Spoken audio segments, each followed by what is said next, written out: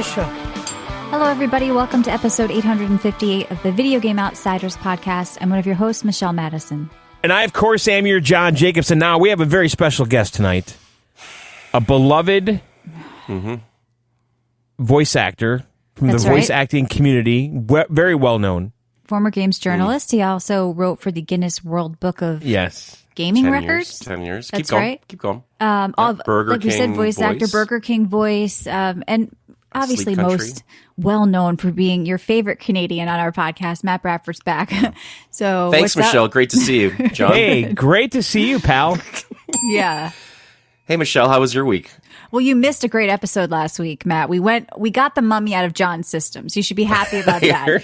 We had a that's guest not on. possible. No, no, that's he's not over possible. it. I think it's completely out. We focused the whole show. I think it on kind of. Egypt. I mean, here's the so thing. I think we're good now. We can move on, John. Right? I have no interest in seeing the other movies now, so I guess it really is out of my system. Yeah, we're moving on. But you know what? We got So some you saw feedback it. of people like me saying talk about movies more. Why don't you guys talk about movies and TV shows more? So I want you guys tonight to bring up something you're watching if you can. Matt, I'm watching I some did good stuff. watch Yeah, the first Mummy. What'd you think about it? He cares.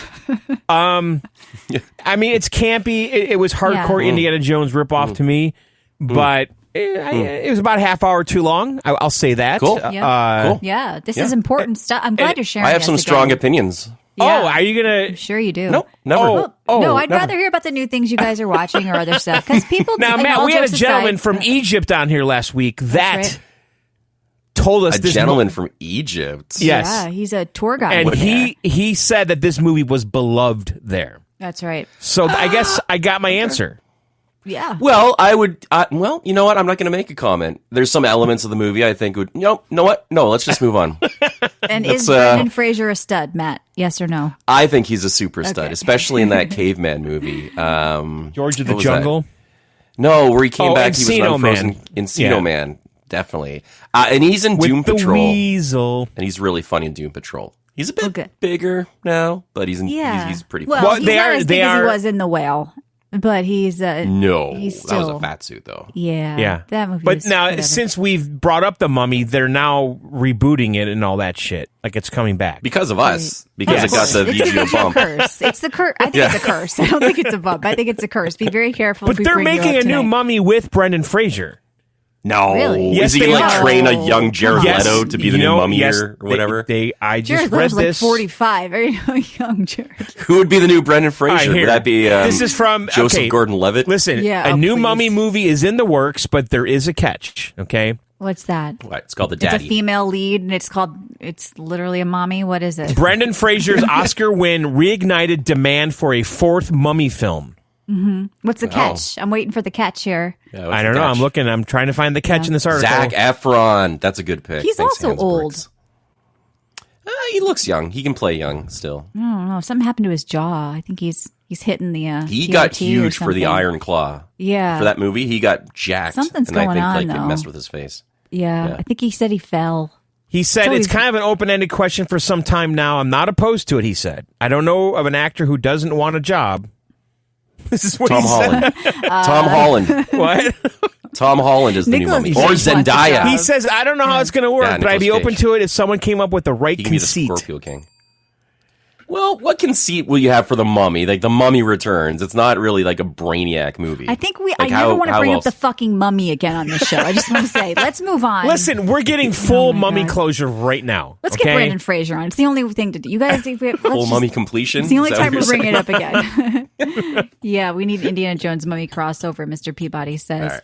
So what's up, everybody in the chat? Thank you for joining us. We are live right now on videogameoutsiders.com/chat. We do it every Tuesday from 9 to 11 p.m. Eastern. Okay. And if you miss it, which most of you do, you can listen anywhere podcasts are. A good place, though, is our app. It's free. It's on iOS and Android. There are bonus shows there during the week from our community, like the Game Store guy and some of the people in the Discord. But John, we do bonus shows during the week. If you want to support us for $1.99, you get those bonus shows and you get the whole back catalog of almost 20 years of VGO. How can they support us? And people have been asking us, are you going to raise your price? We're not going to. We're lazy and we don't want to deal with the fallout. So it's still $1.99. We don't, honestly, we don't really know how to raise the price, but we do, but it's risky. You know, I'm risk adverse right now. I don't want to do it. So it's still cheap. You can sub. John, how do they do it? That's right. Go to our website, videogameoutsiders.com. When you get there is a red dripping premium button. Go ahead and click it, lick it, slam it, whatever you need to do. Go to the next page. And by the way, Jordan Rumi says the Mummy sequel is in the works. Brendan Fraser and Rachel Weisz to return. Oh, good. So old, though. I'm going to bring up a Rachel movie tonight. Anyway, go to our website, videogameoutsiders.com. Go premium. Oh my God, it's the fucking Mummy curse. Wait, is she in that movie, The Whale? No, but she's in the movie I'm bringing up tonight. And the okay. movie I'm bringing up tonight is also an Aronofsky film, who did The Whale, which Brendan Fraser, wait a minute, it's now 6 degrees of Brendan Fraser separation. I don't think it's Kevin Bacon anymore. This is getting creepy. All right, thank you, Godspeed, for the gifted sub. So head on down to videogameoutsiders.com. You could sign up and go premium. It is $1.99 a month. Once you're premium, you have a credentials. You will be a member of the club. That's right. You're official. It's $1.99. You will unlock our entire back catalog of almost 20 years. Yeah, next year's 20 years. And then also all the bonus shows we do every single fucking week. Yeah, and we may be doing Micro the Xbox VGO. event on Sunday if John's around on twitch.tv/John and Michelle. So come by and sub free with Amazon Prime. They are raising their price for subs. I think people are upset from $4.99 to $5.99, but you can sub completely free with Amazon Prime. Just link it to your Twitch and you can sub every month to support us as well. All right, so let's move on. We've got some games tonight. One, a listener requested game that we got a key for. Matt's going to review Indica. I'm going to talk about Soul Mask. John, I know you've been dabbling over there. You've got a lot of games to talk about. I played a lot this last week. I dabbled. And also, like I said, I want you guys to bring up something you're watching. The new Star Wars show, Acolyte's not doing so hot, but what's good out there? I don't know. Hopefully we'll get into what you guys are doing as well. It's not just gaming, but watching. So you ready? Sure. You good? All right. So I played All right, Michelle. What's happening? All right, so I played some Soul Mask. It's a game I did bring up when the demo was out because it was a 40-hour demo. The game is another survival craft. It just came out into early access. A couple of people asked me to review this, and I'm like, well, I already talked about it, but I wanted to pick it up and play just because I like survival crafts. But I have to admit, going into this, I was already a little burned out on the genre. There was kind of that long chain of them from Power World into Enshrouded into whatever I went to next that I forgot about. But the cool thing about Soul Mask is it is the mask that you talent into and sort of shapes your character. So you have this talent tree, this sort of meta progression within your character through the mask, as well as just through the tech trees. And so it's a sort of a tribal presentation on the game. It's a UI-based menu and crafting system. So, John, I know you're anti-crafting table, and yes, there are tables in the game, but a lot of the stuff is done when you're talenting through this UI tree where you're going through the different eras. So, like Barbarian, and then, it seems like you're advancing slowly. I haven't gotten that far yet. I just started building out my tribe because that's also a big part of this game outside of just your mask itself. It's a little bit of a Pal World thing going on because you get people into your tribe. But doesn't Rust do this with the time progression? Like you start as a caveman? Yeah, a little bit. Yeah, a little bit. So as far as though with the Pal World comparison, instead of having pals that work at your base, you have a tribe that you can assign them to do certain things. So I just picked up a certain tribe member. I said, I'm going to put them on the woodworking bench and I'm going to, or have you guard here. So, a lot of the upkeep with survival craft games is some of the complaints people have. And we're seeing games getting creative with how to tackle that. So more automation from whether it be your pals or whether it be your tribesmen here. You go out, you fight. The combat is okay. It's a little clunky. It's still early access, like I say. But it's cool. It's only like $27 right now. I think I recommend it for like Die Michelle, Hard. honest question. Are there too many of these games I don't think now? there's too many because they all do feel a little different. It's just they all if you do play the same thing, really, not really. right? As somebody who This plays looks like them, Valheim though, with flying they're owls, different. I to be mean, not honest. really. It's more like Conan Exiles if I was going to compare it to anything personally, with a little bit of elements of Power World because you have people that can do things at your base. There's no dong slider. There's a booby slider. There might have been an ass slider. I didn't play as a dude, so maybe there is a dong slider. Actually, I can't stand by that. I don't know. Maybe there's a dick slider. Somebody rolled a guy. We'll find out. Let us know. Yeah. Maybe there's a dong slider. Yeah. Conan had epic dick. Okay. Because it had dick physics. They were windy. They were blowing around. We had this discussion when I talked about, Conan Exiles. It was just really a thing of beauty what they did with the penis slider in that game. They gave it a good attention. It was magnificent. It was magnificent. I don't know what they did here. There's some weird booby physics in this game though, because you can slide the camera up and you have like under boob and they're jiggling around. They look like fake boobs. So they look like they're like fake torpedo tit, like round softballs, but they jiggle like real boobs. It's a weird physics thing they got going on with the boobs. So if there is a dick slider in this game, like how we're talking more about the dicks and the butts and the boobs, if there is a dick slider in this game, be careful with it because I kind of feel like it's going to be a weird kind of thing. It's going to be a weird. They're all wearing weird physics little, on it. Yeah. Not too much underneath, so you're going to see that dick a lot. I remember one so time at the make a dentist's smart office decision. as a kid, there was a National Geographic and they had naked guys in like a tribe, but they had their dicks wrapped up in like cord. Did you ever see one of those? That's what I think you'd get in this game. Yeah, like this one tribe, they wrap it up. It's kind of good though, because you can't tell if you have a 1-incher. It could just be like a tube. You know, these guys figured you could it really out. Stretch that out. Yeah, you could stretch that out, right? So these guys got like these 6 feet rope dicks. They're picking up stones with them and shit. I kind of feel like that's what would happen in this game. But anyway, back to the game. Yeah. So yeah, you have a tribe you can control and you can send around. There's some combat. You run, into NPCs that want to fight you and you can loot, gems from them and outfit out your mask. And then there's mask power. So, going through the tree, I don't necessarily love the UI of this game. It feels a little sterile. It almost feels like I'm in like, not an Excel spreadsheet, but some sort of like Microsoft program from the 90s where I'm like tacking in all these like, I want to be able to make a campfire. I want to be able to make this. So the crafting system and the UI is a little bit sterile for me. Whereas it's just, I don't know. I kind of feel like early access, they're going to give that another pass. Sort of like Nightingale did. They kind of like, when it first came out, they changed it a bit. But it has a lot of like nice quality of life things, like as far as the crafting goes, like I said, with being able to use your tribesmen, with setting things up in advance and automation. But they really have to kind of look at the UI for me. So Soul Mask. Yeah, I'm researching here for you, Michelle. I can't find anything about any kind of penis settings or anything. All right. Well, it's weird that they gave the girl sliders. They didn't give the dude sliders. That's it's not fair. Maybe the dudes have nipple sliders. They can give those like really possible. Tiny nipples, because that's not good for ones that are like little tiny pencil erasers kind of, Chord settings, Han says. Yeah, maybe. Yeah. I don't. Yeah, it's a bummer. No reason to play anymore, guys. But so Soul Mask is pretty cool. Like I said, I'm mixed on it because I feel like, it is a good survival craft for the price and there's a lot to do and explore. But for me, it's just a bit right now, when they go through the second pass out of early access, I want to see them kind of refine the whole talenting system, even the mask talents.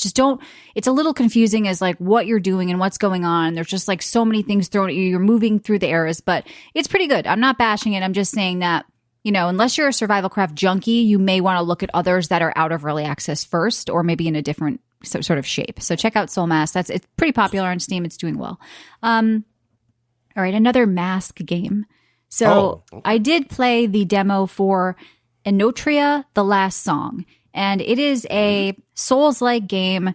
Some people calling it Soulsborne, whatever. I wanted to play because I thought it was really pretty. It takes place in Italy. It was made by an Italian team. They wanted to make the game really beautiful. That was like part of their focus when they created this. They want these like beautiful vistas. And I just saw a couple of videos and screenshots. So I'm like, I'm going to check that out. And I was in the mood to play like almost a slower like that paced game. PlayStation game, that one that was all gold and gold. See how this works, man, is I usually just say a few words about a game and then Michelle PlayStation knows exactly what I'm talking gold, about. Though. I don't know where you're going with that. Sandwiches. Fallen. It's not Lords of the Fallen. That wasn't gold. No, jeez. What? You know what I know I'm what talking you're talking about. Immortals. It's it was Immortal with the Shell? gods, right? Everything Immortal was Shell? gold. The gods. No. Well, anyway, kind of has like no. It had like the gold armor and yeah. Godfall. It's supposed to be the next big thing in graphics. It doesn't look like Godfall at all. Godfall. No, Godfall. I don't think it looks like Godfall at all. Is anyway, that the game I'm thinking of? It's going to be a hard time for Souls-like people with the Elden Ring DLC coming out and all that or whatever. Gold. But this plans to come out in the fall. They're going to push the demo during the next fest like next Godfall. week. And by the way, it doesn't look anything like Godfall. The graphics are completely different. But anyway, next week we're doing it doesn't. Shut the fuck up. Let me talk about the game. So next week we're doing a Steam themed show. We're going to have O'Malley on and we're going to, we can announce it now. We're doing a Steam profile contest. The winner gets 10 mystery games from us. We have keys and all you have to do is come to our Discord and check the pins and hit the check mark and make sure you're in our VGO Steam group. And so we'll all be judging like Steam profiles. So put in a cool avatar, put in backgrounds, put in whatever. and we've got a bunch of keys to give away and maybe some other prizes like Game Pass or something like that. So that'll go on. We'll talk more about it next week. But so, yeah, I mean, there's a lot of demos right now on Steam, and this is one of them because people are prepping for Next Fest. And so it's a hard time, like I said, for Souls-like games. But this one's pretty cool because they wanted to focus not only on the beauty, but also on theory crafting, which is something you don't get to do that much of. The developer was just on like Asmon's little event today, and he was talking about how they took pride in like when you swap these masks, because you can have like 3. When you swap between them, it's going to swap like your loadout of your talents, your weapon, and I saw some of that while I was playing. Like I kind of had this like cool mask that I was like all in on, but I'm like, wait a minute, I don't have to stick with this. I can swap to this, and it changes my weapon, it changes my outfit, it changes my talents. Like they have like full loadouts in the game, which I don't know if any other games of the genre have really done, where you just have swappable loadouts for different people. Like I'm fighting this dude, I want to be a magic guy, now I want to be a tank on him, and it was like this ease of swapping between the masks. So check out Enotria, the last song demo. I think it's enough to know if you're going to be interested in it when it comes out in the fall. So it's a pretty cool game. Now, here's a game where everybody was like praising it. John, I know you tried it briefly too. I saw it trending on Steam. It's called Scald Against the Black Priory. It was getting a lot of praise of people saying if you've ever played old school Baldur's Gate or Ultima, you're going to want to check this out. Everybody loved it. Everybody was playing this. I turned it on. I thought it looked too rough for me, and I played for about a half hour, and it just didn't click. And I kept thinking maybe if I had a Steam Deck. Now, John, did you try this on the Steam Deck, and what were your impressions of Scald? I, too, played it for about a half hour. Okay. I played it initially on my Steam Deck. Yep. And I tried playing with a controller, and fuck that. And I went and got my keyboard and mouse and was playing with the Steam Deck with the keyboard and the mouse.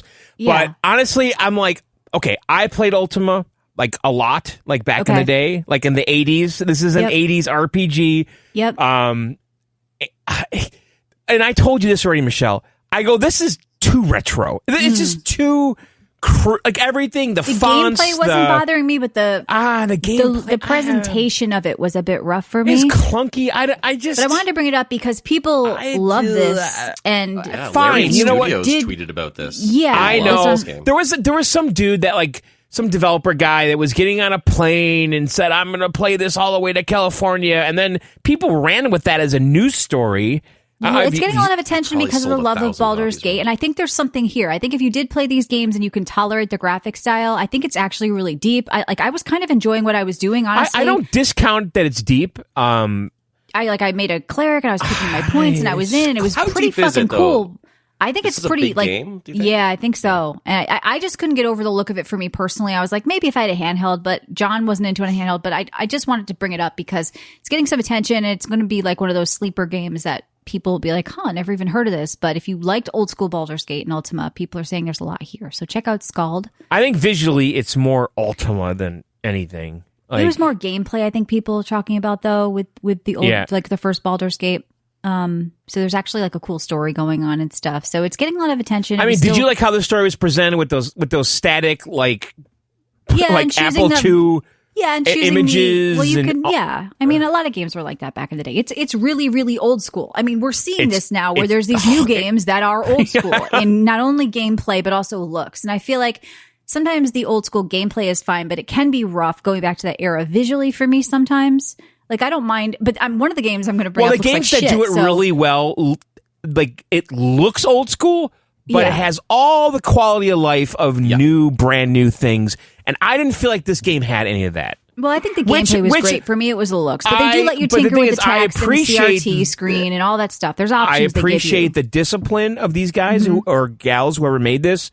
To stick with their guns. I mean, come on. I'm just saying, I'll give them credit for sticking with their guns and giving a true... You can call girls guys. Can we just, John, do you say hey guys? Like, I say hey guys if it's a group of women. No, folks is stupid. Guys, no, I don't like folks. That's stupid. What's wrong with guys? People say hey guys to me and my sister. We're like, hey guys. All right, the team that made this... No, I'm saying I could tell what they're doing, and they stuck to their guns. And someone there's going, "No, fuck you! I'm making this as if it's an Apple II game and deal with it." Yeah, they could have done like a cool skin on it, to make it look right. It worked for them, but it wasn't working for me. But that doesn't necessarily mean it's bad. It wasn't working for me either because I was getting. I'm like, I don't have the patience for this right now. And then I tried it again on my PC. Same experience, really. I didn't like how I couldn't get the visuals to fill the screen. I mean, that's just the way they did it. Yeah, it's very intentionally old school and pure. So if you're ready for that and Yes. you're looking for that, maybe you missed all this back in the day. It's kind of a way to play something new that has that old spirit. So check out Skald Against the Black Priory. And then really quickly, I told you about this game, John. It's one of these games where it looks like complete garbage. It was made by one person. It's called Crops. And the prologue is out free. The game. I told you about this, and I played it before you. You didn't. I told you about it, and then you told me about it after. And then I said I already sent you that with a screenshot. But let's not get into personal details, which add nothing to the show, John. They just make you feel good about yourself, which is just boring and annoying to deal with. Anyway, I played a game called Crops Prologue. Yeah. All right. It's Okay. the next. Shut the fuck up and let me speak, or you're going to get me mad about at it. 2.0 I'm tonight. leaving. Yeah. Good. Please go. You don't want Michelle doing that. Yeah, no, All right. Michelle will take it to a place John doesn't want to go to. So anyway, Crops Prologue is cool because it's like backpack battles in a way. Less so Super Auto Pets, but it's an auto battler. But it's cool because it's made by one guy. And I left a review and then he changed something I complained about the next day because a lot of people, which was really cool. That's great. Yeah. So anyway, awesome. It's really cool because it's like backpack battles where you have this phase where you are dropping fruits and vegetables down on a field and they have to adhere to a certain pattern to be able to come out onto the battlefield during phase 2. So you have to figure out how to fit all these different fruits and vegetables that you've chosen in a roguelike way after the end of every battle and get them all on this grid. And there's different things you can put down on the grid like plus 30 health or plus stun or plus range. So it's like a chessboard where you're trying to fit these different patterns on of these fruits and vegetables in phase 1. And then in phase 2, the auto battle happens and you're fighting different things. It's a really simple concept. Like I said, if you like backpack battles, it's going to feel familiar about it. And this is just an example of how one person can make something really kind of cool and unique and fun. And I got addicted to it. I beat the first 2 levels. Props for Crops. Props. My bad. I'm sorry. I thought this was a team or folks. I thought this was a bunch of folks who made this game. No. But if it's one guy, it's impressive. So Yeah. I mean, and I play all sorts of games that will push my 4090, and then I play games that look like shit. And I mean, it's weird because I just came off Scald, but this was easier to see with my eyes because it's just crops on a field and then an auto battle. Like, there's a lot going on in that Scald game. You're reading, you're going into doors. Like, it's really, really, really, really fuzzy graphics. But as far as this, like, the graphics aren't going to bother you because the gameplay comes from the tactical play of you trying to figure out how the interactions work and how to get these things on this puzzle board before phase 2 happens. So it's one of those meme games that people will love to joke or love to pick on me on, like when I brought up Cookie Clicker a couple of years ago. And yes, it's one of the many games I played this last week, but Crops is really cool. So check out Crops and follow the development. I did appreciate how the guy was listening to feedback and changing things as reviews were coming out because I left that review and the next day he's like, hey, you guys wanted to be able to move the things around on the board. Now you can. And I went and played again and it was way better. And that's what's really cool. So it's free. Check it out. It's called Crops. And then, John, are you back with us now or are you having a little fit or do you want to add anything to Crops? No, I couldn't add anything to that. Okay, good. Well, I'm glad. I'm glad you're here. Comment. Most sensitive bitch of the show tonight. It's going to be one of those nights. I'm glad you're here, John. We really do appreciate you. Do you have anything you want to tell us about? What did you think of it? Because I think you turned it on and off. Your playtime here looks like 1 minute on Steam. Okay. I So told your you whole that. point of bringing it up and talking about it that you played and you played before me, that was all just useless garble then? For your playtime 1 minute? You see, you told me that you told me about this when I had played it before you. You didn't play it. You turned it on for a minute, and I already sent it to you before that. John, you have like a real issue. I don't know what happened to you in your childhood. We'll dig into it one day. But you have a real issue with needing to lay claim on something. It's not claim. It is. I'm What just is the point correcting of you you interrupting because me talking about that's this not how game? it went down. Because though when you turned the thing game is, on and off I for a told minute. you about it, and then you said it was great. And I said I turned it on and so turned it off, and I'll it's go so back horrible to try it. to do this show. Like it's like trying to do the show with a woman.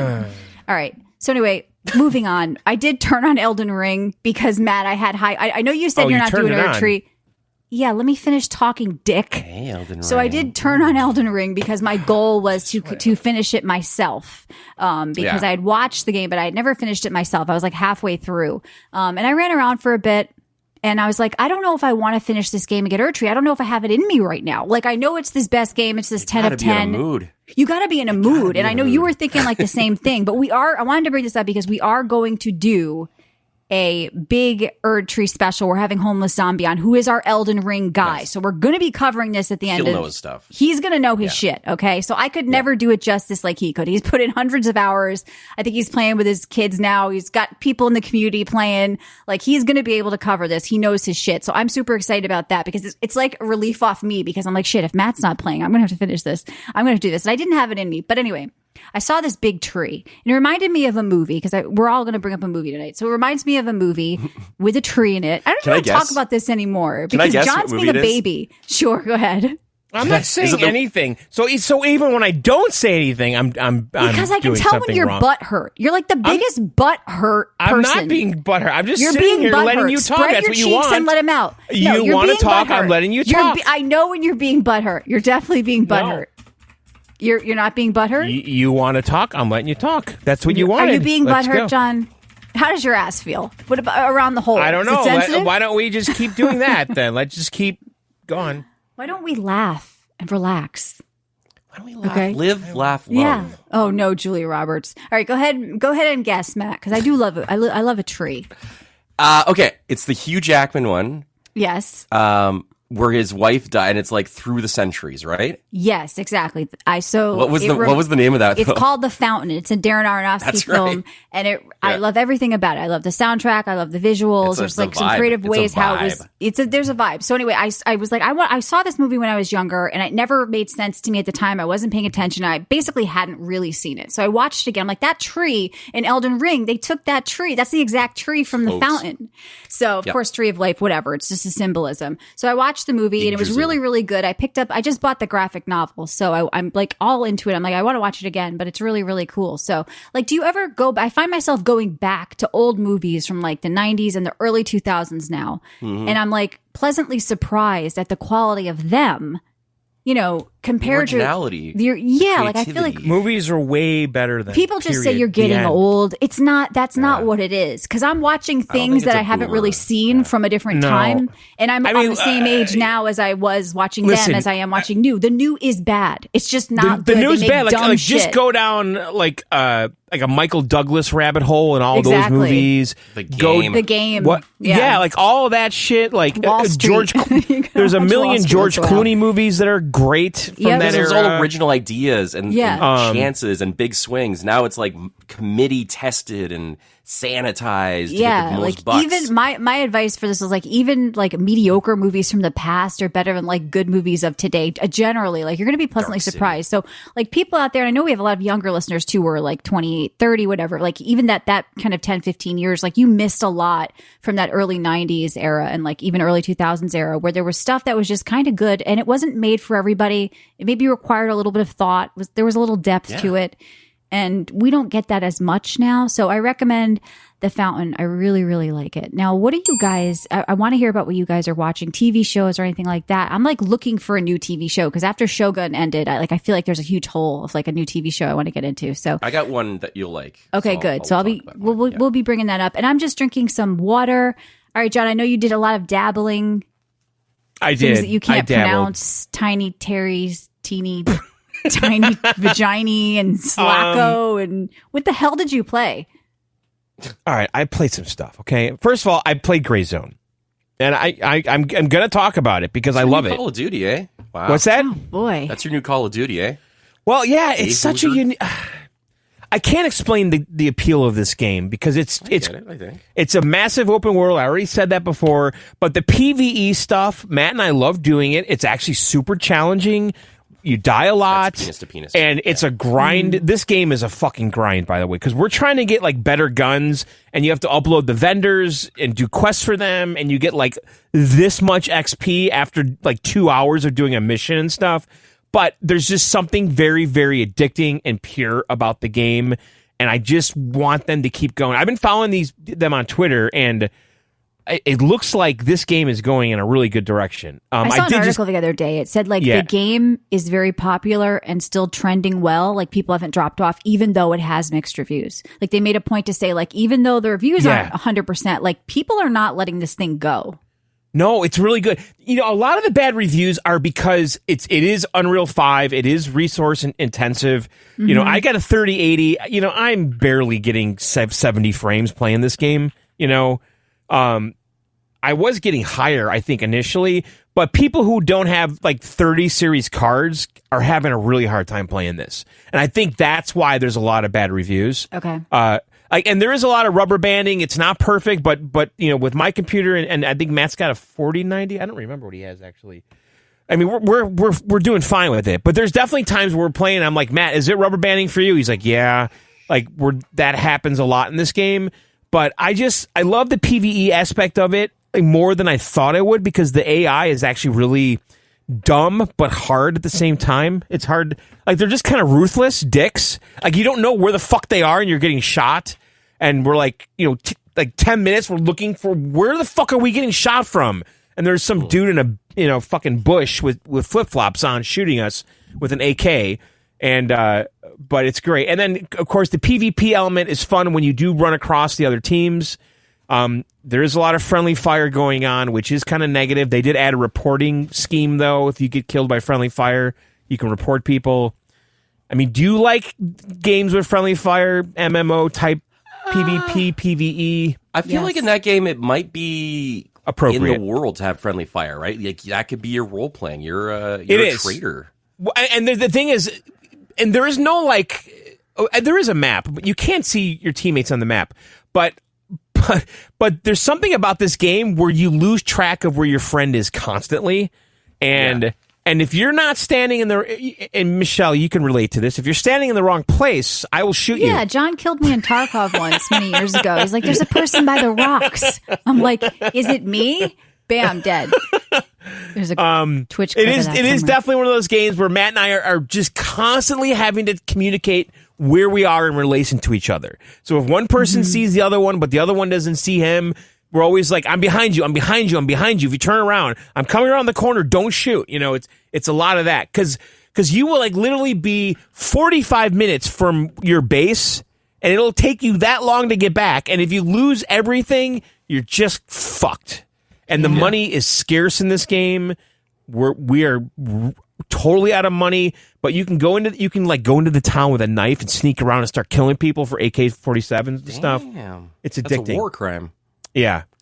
All right, so I'm playing Gray Zone still. I really think I'm going to be playing that for a while. I picked up a game called Slaka. It's made in the Wolfenstein engine or Doom engine or something. Yeah. All right, so this is a modern shooter using the open source GZ Doom engine, which is a modern version of the original Doom game from, I guess, the late 80s? When did that come out? People are asking the name. Is it Selaco? Selaco. Selaco. Is there a link?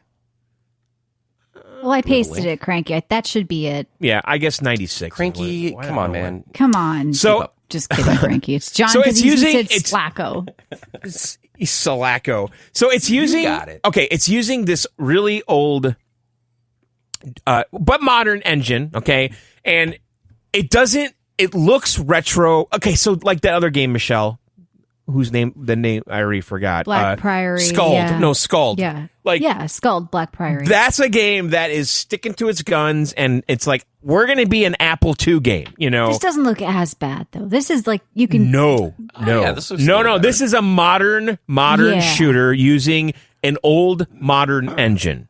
Right. And the gunplay, the audio, the way it shoots, the way it feels, the way you slide around... It's a modern shooter in every fucking way, but it has that retro vibe. But again, all the quality of life stuff's there. You don't feel like you're playing something from the 90s. You feel like you're looking at something maybe from the 90s, but it definitely looks better than anything you would have got in the 90s. And it's just badass. And what it is, you're this girl, you're this security guard, overlooking this complex where all the last humans are, and it's being invaded by aliens, and hell ensues. And it's a lot of backtracking, running around, finding keys, finding codes, opening doors, hidden trunks, hidden things, hidden valves. It's kind of like a Half-Life-y game in that regards. But at the end of the day... Yes. Because, John, I know you've made video games in the past. As a complete noob who's kind of smart... would I be able to take this engine and eventually make something like this? Like, what's the learning curve on making a game like this? No, I really doubt that. You'd have to know how to code. Yeah, for something like this. There are game engines. No, I mean you can do something like Game Maker, but if you're using an engine like this, you're going to want all of those things I've tried though. You need scripting and all that to make things work. Like you can make what was the last? I made Pickwitch on what game? Was that Game Maker? Yeah. Yeah. But yeah, man, I think this would be a lot more complex than just downloading Unity or Game Maker. I think I made Pickwitch on Unity. But anyway, okay, digressing. This you weren't game coding though.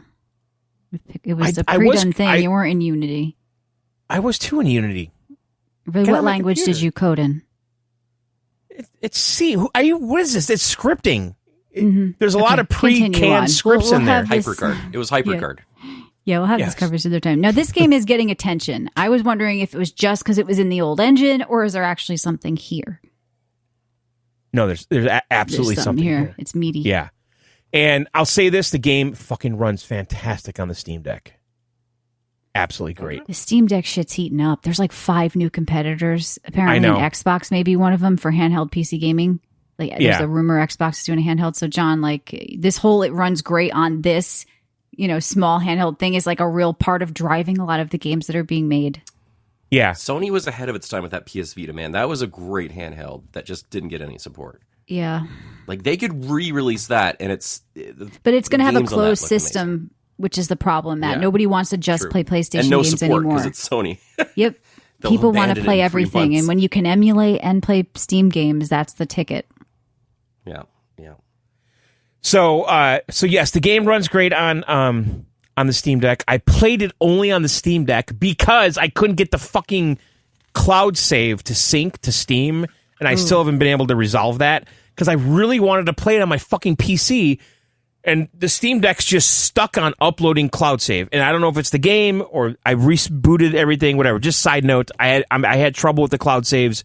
I haven't resolved it yet. I've been unable to try it on my PC because I'm not starting over. But when I played, it's a little Perfect Dark, it's a little Doom, it's a little Half-Life.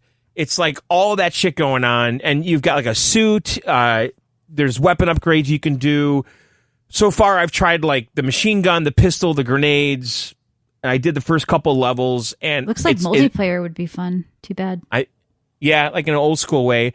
And the levels are kind of linear. They're a little handholdy. Like you will get lost in the level and the complex that you're in, but they always kind of have this green door you gotta look for. That's where you have to go through. Mm-hmm. And there's a map and all that, but it's really light with inventory but there's logs. Like you'll find some logs with key codes that you'll have to look at the log and read it and figure out the key code and put it in. Like it doesn't do it automatically for you like some games do. Like if you find the log with the key code, it'll enter it when you go to the terminal, So it's a little old school that way. But yeah, I really totally recommend this, especially on Steam Deck. Like it's fucking great on Steam Deck. I'll say this though, I was playing it outside and I was having trouble seeing shit because there's a lot of dark areas in this game, like in a kind of like Doom or Half-Life way where you're just kind of going down these really dark corridors and there's like some lit up little pixel at the end that you're walking towards and stuff. I couldn't see that for shit on the Steam Deck outside. We were playing on the bright sun outside with like a $75 TV. No, I know. I know that. I'm just telling you my experience though, because it's great. I would totally check that shit out. And then, all right, the other game I want to talk about is really important to me. Oh God. Now, Slappy Ass? You played now, Slappy you guys might remember I gave my Platinum Indie Award last year to a game called Gator Game. I also... Little Gator Game. Yep. Little Gator Game. I also gave them Small Team Gold Award. You tried to give it to Little Gator Game, but they didn't come out. Last year. It was a protest. It was a protest. Yes. You couldn't have. So last year I played Little Gator Game on the Cape for quite a bit, and I liked it. It was a cute little game, platformer with little quests and colorful, vibrant world, and you were on this island, and it was kind of like a Zelda thing, and it was cute and fun and relaxing. And then I found this game that just destroys Gator Game. and it's Tiny Terry's Turbo Trip. Tiny Terry's Turbo Trip. Yes. Weird ass game. It is a weird ass game. It's a funny ass game. It's very quirky, like that Trover game. Matt, remember I love Trover. Tiny Terry's. The humor's kind of like that. And what it is that you're this guy Terry, and you're in this open world. It's an open world game, kind of like Grand Theft Auto or The Simpsons Hit and Run, or whatever you want to call it. It's an open world game with quests. That's what the game is, okay? But it's just all bullshit. Like, you're just really just causing mayhem in this world. Like, not quite like Goat Simulator, but kind of in some weird way. It's like a playground. This looks fun. But basically, Terry wants to go to space. That's the object of the game, okay? Sure. And he realizes that in order to do this, he needs a car that he can soup up and launch off. So in the center of this city that you're in, there is a skyscraper with a road on the side of it that goes to the clouds and just to the sky. And just, you cannot see where it goes. And none of the cars can drive up that road. But Terry is determined to go up that road and go to space. And so he needs a car, and so he applies for a job to be a taxi driver, and he tells them, I have no intention of being a taxi driver. I'm not going to do the work. I just want a car. And they agree to it for some reason. And so he gets this taxi car. And then what you're doing after that is you're basically trying to just upgrade your taxi so you could eventually drive up the skyscraper and go to the sky. That's the game. I'm into this. Is this on PlayStation? I don't want to play it on my computer. No, it should be just PC right now, I think. This looks funny. They'll probably port it. I mean, that's usually what happens. It starts on Steam and it goes to Switch, and then they put it. This game's special to me. Like, I think it's just. I saw it every day in the new and trending. I'm like, why are people playing this? Because it's a streamer game. Probably. It's completely unique, and it is a chill game. That's what's important. You play something you haven't played before. It's fun. Yeah, it's completely its own thing, and the style is its own. Everything is fucking weird and bizarre and goofy and funny and not funny and funny but kind of funny but funny and super funny, and it's just like they miss bad jokes on purpose. A cartoon, like a Saturday morning cartoon. Like, it's got personality, but it really does. And all the animals talk like Banjo-Kazooie or Animal Crossing. They're all but yeah, it's a collectathon. So basically, you're trying to collect all these turbo parts to upgrade your taxi. And there are these turbo parts literally fucking in every inch of this thing. There's skyscrapers, there's buildings, there's mountains, there's hills, and then there's digging, Michelle. You have a shovel. You could dig up the ground everywhere and find money. You use the money to buy equipment. The equipment is like, you you get like a bug net. And the bug net you then use to collect blueprints, because one of the creatures gave you a mission to find blueprints so they can create these pets. We have some concerns from the crowd. Godspeed, yes. John. I'm concerned he's 5 years old. CC Game says you're special. I'm okay with that. Stand by this game, though. Of course I do. Absolutely. No, this is an awesome fucking game. Guys, just to say, people were playing this on my friends list. I don't know. There's some magic in it. Tiny Terry's. I have no shame about that. I don't give a fuck. If it's good, it's good, And I recognize the art that's going on here, and I think it's well executed. It's art. It is art. It's absolutely art, 100%. It compares it to Adventure Time meets Simpsons Hit and Run, which are two things I love. So I think this would be a game for me. I mean, Matt, it's like gameplay. It's you can't die in the game. You can beat the fuck out of the people with a pipe, but they don't die. They just get mad. Like, is it hard? What's that? Are your missions hard, or do you feel like they're kind of just okay? It's just a cozy. They're abstract. Okay, funny. so right now I have a quest. I'm in love with the woman that works at the job agency. You don't love her that much. You're about to go to space. Well, she gave me so I have a quest right now. Really? So I have a quest right now. Okay. That I have to impress. I have to impress her. Okay. Okay. That's it. No clues. No nothing. Eventually, I'm going to figure it out. I'll do something and I'll impress her. Like it's one of the Gator game did a lot of that too. Shouldn't have to try that hard. You should try somebody else. This sounds like a lot of work to impress her. Yeah. So you get a lot of these quests. Like I talked to some greasy mechanic and he wants me to bring him $150. So now I go out there with my shovel and I'm digging up holes everywhere trying to find money. And then the other mechanic guy wants me to get the turbo parts, and those are scattered all over the place. So you're getting all these little stupid quests, all not obvious, but like you stumble into the solution. And that's how the Gator game was. And also that kitty game, that Big Kitty Little City, whatever the fuck it's called, is a lot like that, too. Not as much charm. This looks like way more charm. Big Kitty, Little Kitty, Big City, and my daughter played that. That was a lot more linear. Like that. Yeah, but that's one of those games where you stumble into the quests and the objectives. Like you don't even know that it is an objective till you do it. Sure.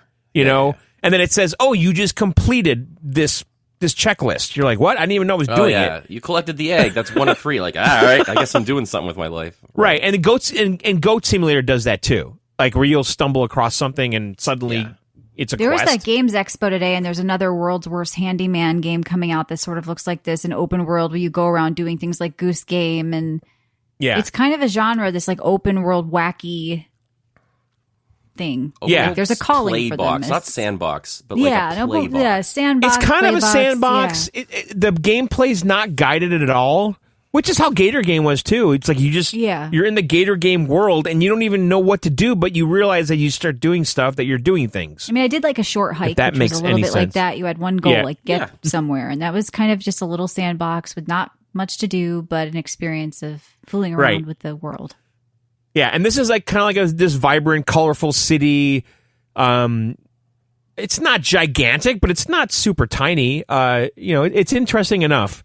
So I totally recommend this. This also plays terrific on the Steam Deck, really well, like fantastic. Steam Deck's driving a lot of these games, I think.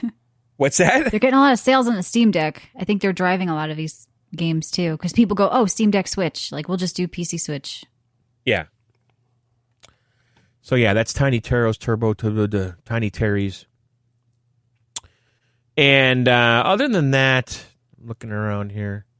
Oh, by the way, with that Sulaco game, they do have a bundle that also gets you Mullet Mad Jack. Yeah. Which somehow I have the demo in my library. This happens a lot with Steam where I get games that I didn't. Well, I linked you the other day and I said there's a free demo, try it. Maybe you just clicked add to library. I don't think I did. And then like Xfil showed up on the top of my list in my library because I guess they did another beta and now it's like at the top of my library like that game Xfil. So like I don't know. I feel like this game went to the top, but if you want another like retro boomer shooter, you can get the bundle which gets you Mullet, Mad Jack, and Sulaco for $33.98, and you save $8.50 if you're in a like serious boomer shooter mood. But do you have to call them boomer shooters? I think so. They don't really make any sense. Maybe like Gen X shooter. How about just old school shooters? Like, why are they boomer shooters? Like, it doesn't make sense because boomers were born in like what, the 50s? Yeah, that's like Pong. That's like Pong is a boomer boomers shooter. Were like our parents' generation. They weren't your generation. So that doesn't make any sense. Well, they were like World War II veterans coming back, right? Like in the 40s, and then they had boomer kids. Shooter was World War II. That's what boomer shooter was. Yeah, that's what boomers. The baby boom was all. Parents. They were baby boomers, and they were born in 1950. All of our parents were baby. I know, but they were born from World War II vets. They were born from World War II vets. Oh, right. Yeah. Yeah. When they came home, because the World War II vets came back, and then there was a baby boom, and everyone was fucking Michelle. Because it's like, a little hey, I just happy and fucking. Yeah. What? Everyone was just happy and fucking. You're like, I almost died. Let me put my dick in something. Yeah. All right, John, what are you drinking? You too. I was drinking a Partake IPA. All right, Matt, listen, I am genuinely excited about what's going to happen here. Animal Well again, because I did want to hear more about it. So talk to us about what you played. I got PTSD. PTSD. So this is you do what my you want. therapist said though the best way to do it is to confront. You have to and just push past. Yes. Like, this is you got. Yeah, if you shove it under, it's going to come up in 10 years. You know. Yeah, I mean, I got a problem with shoving down anger, and it just releases at inappropriate time. So I just gotta let it out all the time, like me, 24/7. All right, what did you play? Yeah, I just like a vent, just like a loop. Yep. I have played Animal Well a little bit in the last little while. It is still a fantastic game. I'm still uncovering secrets. It is a ultimate deck game. So if John, you aren't checking this out, I think you're doing yourself a disservice. This is take as many rooms as you want, 5 minutes, 10 minutes, but I guarantee you'll probably spend like 45-minute sessions just like rooting out all the different things in each room. You got all these different tools. Like I just found out you get a Frisbee, and I just found out if you throw the Frisbee and jump on top of that, that Frisbee takes you where you want to go. So there's different... Like a hoverboard. Like a hoverboard. So this game doesn't teach you anything. It's all up to you to figure out what the mechanics are and what each of the items does, and like the second, third different uses for each of the items. It really is one of these So games it is a Metroidvania, though, right? Yeah, I mean, there are places where like I'm not going to be able to do that until I get something to help me out. But it's not an obvious Metroidvania. It's just like, I can't do that right now, but I'm sure there will be something along the way that'll help me. And it's not... Yeah, it is Metroidvania. I don't want to reduce it to Metroidvania. I think that word gets tossed around a lot. Sounds like it's doing unique things on top of it. Doing a lot of cool, unique things. Yeah. It's got a flute, like I said. You can play a flute, and if you unlock different like flute songs, it does special things to the environment. It's just, there's a lot of layers, like an onion. I might grab this. I'm looking for something like this, like for my vacation. Like last year, I played that Mickey game, that Mickey Metroidvania. Is this maybe my... You're going to be on this show in a year talking about Animal Well that you discovered while you were going to Tokyo or something like that. Yeah. I think it's going to be your next favorite game. Okay, I don't want to bury the lead. Indica. Let's talk about Indica. You guys gave me a code for Indica. I had no idea what this game was. The only thing I saw was that ad where the I thought you were more into Sativa, Matt. Sativa for socializing. Okay. Indica for just kind of at nighttime when I just need to chill. Okay. I didn't know if this is a good game or if it's just indie stink, because we had a couple of people saying it was good, but I'm looking at it, I'm like, what is it? Yeah, someone called this a Matt game. Okay. And they were right. This is a Matt game. Okay, good. I had a wonderful weekend with Indica. This is a fling. All I knew going into it was it had something to do with nuns. And little people crawling out of nuns' mouths. That's the only thing I saw. That's the only ad I ever saw for this. What the hell? You've seen that.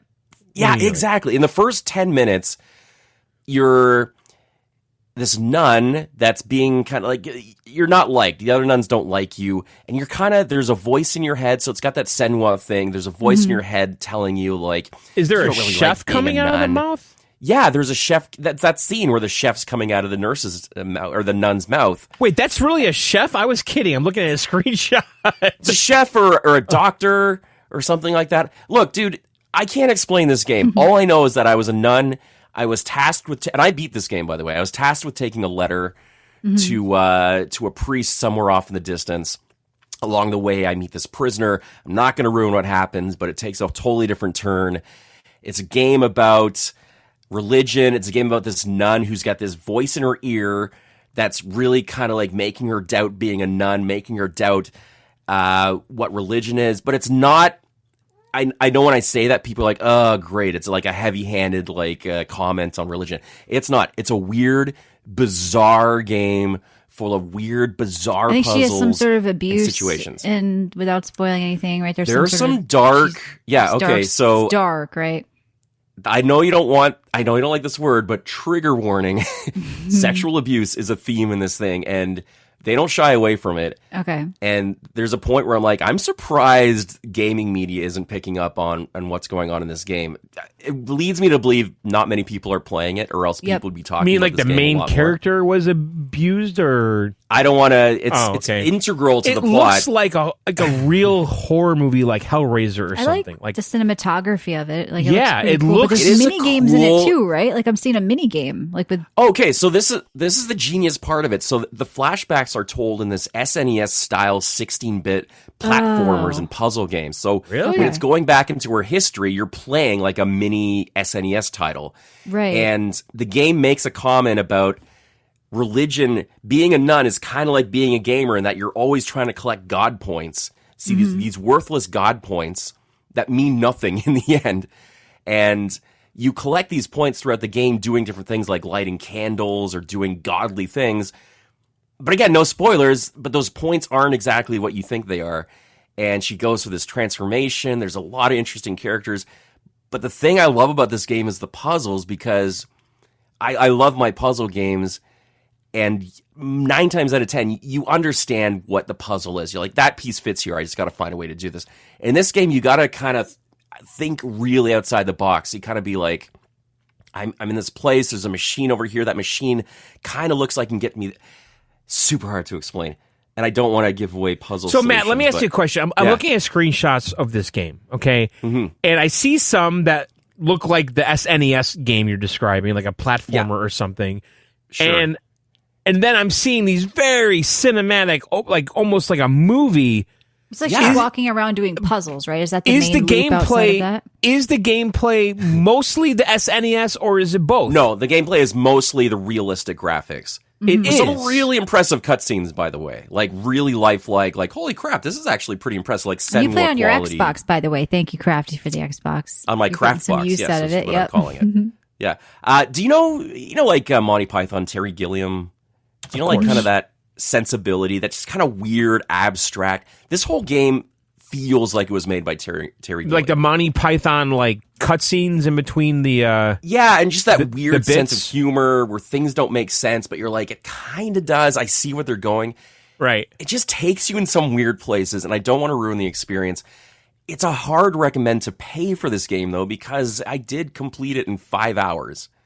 And I don't feel that there's really replay. Like, once you get to the end and there's kind of a twist, there's kind of like a really hard-hitting ending to this. $24.99. I think that's a good price. You pay about $20 for a good movie. This is a really good movie that you do a lot more than Senua in this game too. Like, this is, you're in full control. There's a good degree of exploration, a good degree of like going off the beaten track to find stuff.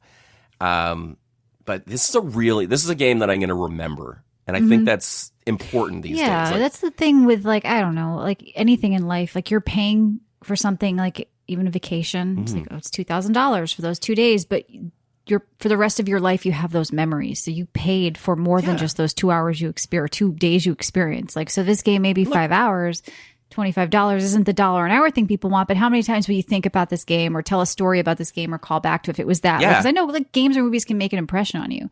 So I was worried because people are like, it's a Mac game, and I'm like, is it? What's going on here? He's gonna be like, what is this shit? But sounds like it was a Mac game. And I respected the puzzles so much because they are so trippy, and once you do them, you're like, holy shit, that makes so much sense. I'm just so used to video game puzzles. This is like a lateral thinking puzzle type of game. And I think the price point then, like you said, $24 is dead on. But I can't get over how this game looks. I'm looking at these images. I think it was made by a Russian studio, actually. The so characters, that could be why you're thinking differently. Like, it's not the traditional presentation of every single video game. It's different.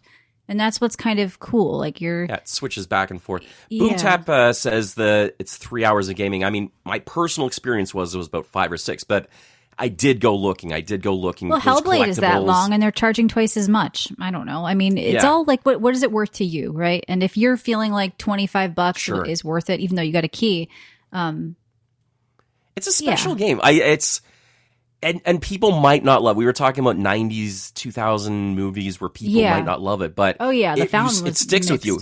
Even the weird movies from the 90s, 2000s, it sticks with you, right? So this is a game that's going to be like, yeah, I played it. It was weird. It's going to be a conversation starter. I think if you have Game Pass, this is a game you really need to check out for yourself. The first 10 minutes of this game, is it on Game? It's not on Game Pass.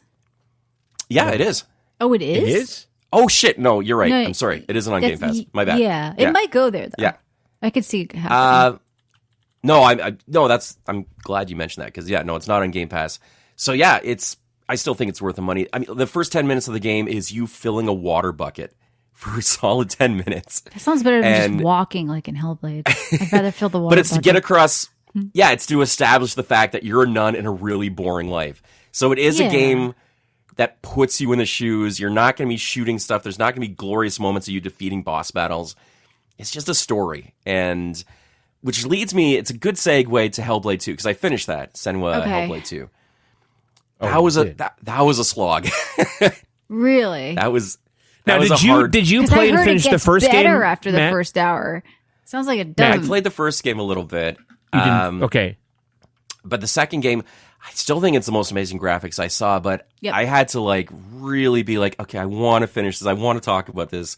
I feel people aren't giving it enough of a go. Because look, I got to the 4th chapter, and the achievement said only 10% of people got there. So there's a lot of people out there talking shit about this game who honestly haven't actually played it. Now, this game does have really decent reviews on Steam. Yeah, but if you read them, a lot of them are like, just don't shut the studio down, evil corporate Microsoft. Oh, is that what it is? It's a lot of reverse review bombing? Yeah. I think so, yeah. No, so Michelle's right. That was like... There's a lot of stink around it. I played the whole opening sequence when this game came out, and the combat was almost like a cutscene, weird camera. Does that ever change? It never changes, and that's that. A little, it got old. The combat got old, especially since it seemed more concerned with giving you a cinematic experience rather than like a responsive one. I swear to God, I tried dodging and blocking so many times. Yeah. I physically pressed the button and it wouldn't do it in time. I'm like, the animation, the guy is far away. How come I didn't? Did it feel like okay, I obviously I didn't play as much as you, but yeah. What I played felt like it was predetermined if I was going to win the battle. Am I wrong in thinking that? I'm telling you, it was hard to die in these battles. Like, I got like 10 axe chucks to the head. Yeah, and I that's didn't how die. I felt when I played. I think it's scripted and intentional for like what happens mostly. I think it's 90%. really hard to... It's really hard to lose in this game for some reason. And even when you're just about to die, they do this annoying thing where everything slows to a crawl and you have 10 seconds to dodge that final death hit. And the whispering voices are telling you what you're doing wrong the whole time, right? He's faster than you. Aim for his head. Whatever they're fucking saying. He's got a schedule. He knows what he's doing. Go fast. Go around. Right. Yeah. They want you, and look, it's like I said, beautiful. Like, it's about giants, and the giant scenes are really cool when you try to like release these giants. It's neat seeing these. It's like Shadow of the Colossus, where you see these screen-filling things coming at you. Those are cool moments, but they should have just made a movie with this thing. Like, they should have just taken this technology, made a 2-hour movie. Everyone would be impressed. Even the puzzles are. Even when they just start getting a tiny bit hard, they're done. Like, there's 3 different types of puzzles. I want to go back to that comment you just said about they should just make a movie. I think we have to accept the fact that this is a new way of digesting a movie. Because there's so many games like this now. For me, I feel like it should have looked 15% worse, but added more gameplay. What I wanted was an iteration on the first game. I know they said that wasn't going to happen, but that was what I wanted. It seems like what you want is just own it and go to a movie. But there weren't a lot of people who just wanted this, and some people are playing and liking it, but the reality is it didn't sell very well. So they missed the mark somewhere. And these things are great for Unreal Tech demos and cinematography, and they did create something beautiful here, but it just feels like they're landing in a spot where not that many people want. They either want more gameplay or just make a move. Like, so what do they do if there's a Hellblade 3? Do they just do the exact same thing, or should they? No, I think they got to open it up. They got to more gameplay. I want to be open world. It doesn't have to be an open world. Exactly. Could be small though. Give me a huge smaller hub. area. Could this be Xbox's Last of Us or what have you? They absolutely could, and that's the frustrating part of it. Is like, all the ingredients are there. Just expand the combat a little, expand the environments a little, make it so that... It sounds like they downgraded the story from the first one. They downgraded the combat from the first one because there's only one character. Like I said, why wasn't it a revenge tale? Like, go kill the 5 guys who killed your dude in the first one. Like, just kill these 5 bosses. Just add a couple of combat fights. Just do something. But some people are loving it. The people who have played are loving it. But what I'm saying is, like, how does Xbox make a successful game if nobody's buying it? So what do they do with Hellblade 3? Do you guys really want to see the exact same thing again for the 3rd time? No. I would not play Hellblade 3 after this one unless they're like, okay, look, we heard you. This is bigger. Right. I don't mean like, I don't want like there's 10,000 fortresses you got to conquer. Sure, there's not, like, we don't want an towers you got to Assassin's climb on Creed maps. copy paste thing, But give me a God of War. If this graphics married with God of War, I think it would be my favorite game of like the decade. And if the tech isn't like there that, right now, maybe it will be by the time the next one comes around. Because I don't want to see it go away. It's a cool property, but for me personally, I just kind of want more. We didn't talk about what you were watching, John, but while you're here, Matt, what are you watching other than these games? Like any good TV or movie shows? I do want to get to one more Deckmo game that I think John will like. Go ahead. It's called Haunty. It's on Game Pass. Oh, yeah. I think it's on Steam. Did you guys hear about this? I saw a lot about this. I was like, this is interesting. Spell that, please. Hauntii. What? No, 2 I's. Hauntii. Yep. Haunty. This is okay. So I'm going to sell this to you, John. This is a Super Mario Odyssey D-make. This is the same kind of rhythm. You're in different environments. You're collecting stars, doing different mini games, and you're possessing things. Instead of throwing your hat at things, you're just possessing them. And you can possess a tree, and it'll shake out a star. You can possess an enemy, and it'll help you clear a new path. So it's got that kind of hook rogue? that Super Mario did. What's that? Is it a rogue? I'm getting like Silence, Cult of the Lamb vibes. No? No. This isn't roguelike. This is like handcrafted worlds. Well, I guess that was too. But no, this is like defined paths. There's a whole path you got to follow. There's different kind of worlds. You're trying to ascend to heaven, which they call eternity in this. And the only thing is that the art style of this game is it's all one color for each zone. And it's not great. Like, I love what it looks this like game an is doing. etching, like a old whatever. And it's cool at first. You're like, oh, this is a neat style. But as a game, it gets old a little quick. And I wonder how popular this would be if they added color. Sorry, I'm choking. I'm getting a little choked up. This is an emotional game. Yeah, it does. If look they added sensitive, if they made this like fuller color and with better kind of graphics, I think this would be like a game of the year. But as it is, it is hard. It is hard to. You can possess a ladybug and fly from tree to tree, but with this flatness, this graphical presentation, it's hard to land those platforming moments. It actually sometimes gets in the way look of the it though gameplay. is what even gets it being talked about. I feel like because it looks so weird, I bet that also got it some cred of look at this weird, because like artsy people might appreciate this, but I agree, like looking at it, it's like visually not easy on the eyes for me. It where you grates don't on want to you. spend Like, a lot of time in this Virtual Boy world. graphics. Right, exactly. It's hard. Like, I love it. I do. So why but do you play think I for would like this? 45 Because minutes I'm of it. not feeling it at all. WarioWare-ish. Because this is Super Mario Odyssey in that you can sit down for 10 minutes, collect a few stars, and it's that loop of, oh, okay, I didn't get all the stars in this area. And Let's there go is like back. platforming. Is that what's going on here, or no? It's Yeah, just combat. there's a tiny bit of platforming depending on what you possess, and there's a lot of kind of mini game, a lot of secret stars you can suss out. So it's got that search for stars thing that Super Mario Odyssey was great for. It's got some really creative puzzles in it too. Where'd you play? Yeah, this? like I said, it's just after 45 minutes, I'm like, Game I just Pass can't. Xbox. Oh, Game Pass, Xbox. Game Pass, Xbox. Okay, let's talk about what I'm watching. Look, I saw Furiosa, and I know the trailer didn't do it justice. I loved it. I loved Furiosa. I love Fury Road. I think it's one of the best action movies in a long time. People said this Furiosa has some of the best action sequences people have ever seen. Oh, it's fan-fucking-tastic. There are a couple green screen shots. You're like, ooh, that did not turn out well. Mm-hmm. But those are like 2 minutes out of otherwise a fantastic movie. Even if you don't like Furiosa, you don't like the character Furiosa, this movie fleshes out the Fury Road universe. There's Chris Helmsworth plays Dementis, which is the main villain. He did an amazing job at it. I know they complained about his like fake nose and stuff, but it makes sense that Dementis looks and acts the way he does when you watch this movie. And Fury Road kind of hinted at these other settlements like Gastown and Bullet Town. This movie brings you to those places. So if you like Fury Road and you want to build on that world, Furiosa does that. And so good. Yeah, I'll watch it when it soundtrack comes wasn't to as good. streaming. No Mel Gibson. No thanks. Really? Fury Road, dude. Have you not seen Fury Road? I might have. With the guitar guy? Yeah, I know. Got some iconic scenes. Like Conan reenacted that. Yeah. On that truck. Yeah. At I am Comic-Con. so, and Boom Tap agrees, he did a great job performing. I'm so happy to see Chris Helmsworth do something other than Thor. And this movie kind of showed me like, holy Now, have shit. you seen like the original Mad Max and Road Warrior and all that? Oh, yeah, with Mel Gibson, for sure. And Like Tina the Turner, first one. Thunderdome. No, but the first one. The Yeah, it was on first, HBO and their 80s and 90s was always on. There was pig shit. I know there it was. a midget. That was like- it was. I didn't Exactly. understand That- it as a child. Road Warrior was that was like the Seen it. that was the VHS tape that my generation of whatever friends were passing around. Yeah.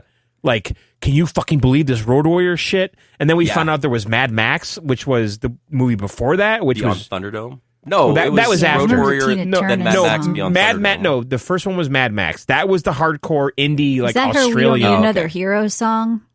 That's Thunderdome with Tina Turner. What? Thunderdome. That was she was in the movie on HBO. I know. She was. Yeah. Two enter, one I leave. didn't think Thunderdome was that good, to be honest. And I saw that That in was theater. I don't know. I was probably 4, like screaming at the television. Road But I Warrior mean, for me is the best of the bunch. And, all right, and I have to watch them. I really and haven't Mad seen Max them. is like an indie movie. Okay. Like It's like pretty seriously. low budget. Like Mel Gibson's a nobody when they made that. Tiger Claw makes a good point. The Mad Max video game is also fantastic. It Yeah, got a I little played that. overlooked. Yeah. Oh yeah, I played that a little bit. It was a really good movie. Yeah, so Furiosa, definite recommend. Don't worry about the trailer. All right. Look, I'm going to recommend 2 shows to you. Okay. Under the Bridge, which is a crime. It's a crime show that has to do with a murder that took place in Vancouver or Victoria, which is a Canadian location, but it's still very Okay. interesting. If you like Mayor of Easttown, if you like the gritty British, like, Yeah, I usually can Something get down dark's with going British on. stuff. yeah, this is it's a really interesting show with a lot of neat little twists. You think you're on the right path. Even when you find out who the actual murderer is, there's a whole like 5 episodes of like the motive. It's really well written and really well shot. And Dropout TV, I don't know if you guys, John, I know you love the Improv. I'm a big fan of Dropout TV, and you can subscribe to it over YouTube, or you can get an app, I think, on Xbox. And it's all improv game shows and improv theater with some really funny comedians on it. And that's been like my go-to at night when I'm a little bit tipsy, laughing type of show. Never heard of this. Okay. It's catching on. I think it's got 9 seasons of a show called Game Changers, which every single show, it's a game show where every single show is a different game, and the contestants don't know what they're doing.